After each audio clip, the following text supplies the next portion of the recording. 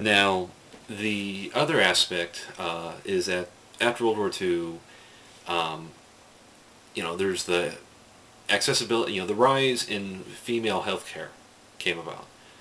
That's the other aspect is that, because, it's just, you look at any, segment, population, whatever, and it seems that across the board, women tend to suffer more health problems than men, but men die more than women, as a result. But, all these, women, regularly suffer health problems.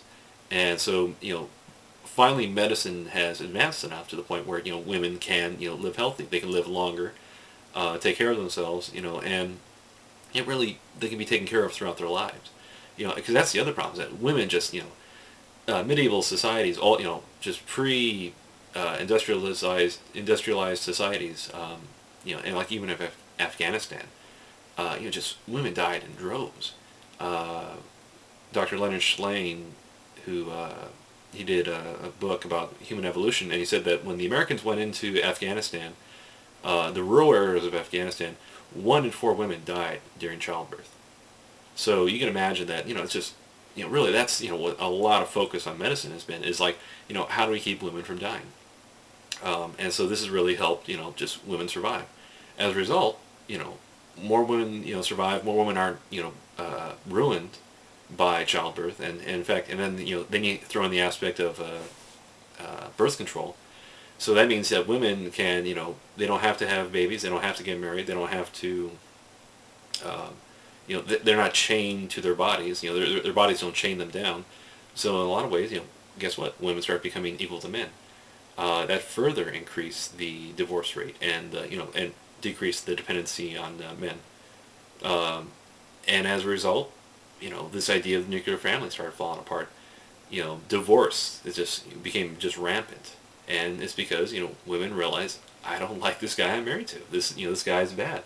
My father lived in Los Angeles, and he said that he was born right after World War II, and he said that every family in his neighborhood except for one divorced, including his own family.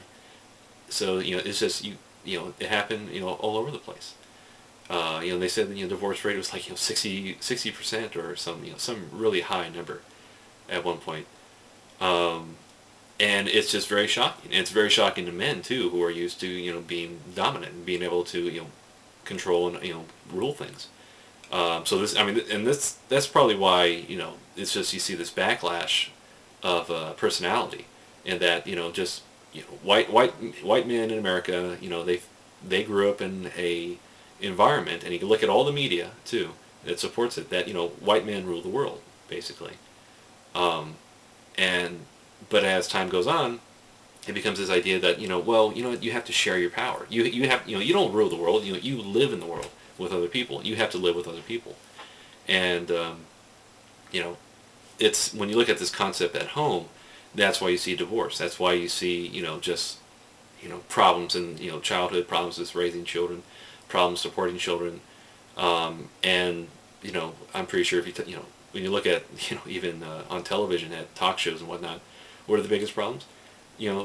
Marriages, relationships. It's just that men think they can dominate other women, or whatever other problem. But the result is that the idea of the nuclear family is falling apart, or it's losing cohesion. It's not being practiced as much as it used to be.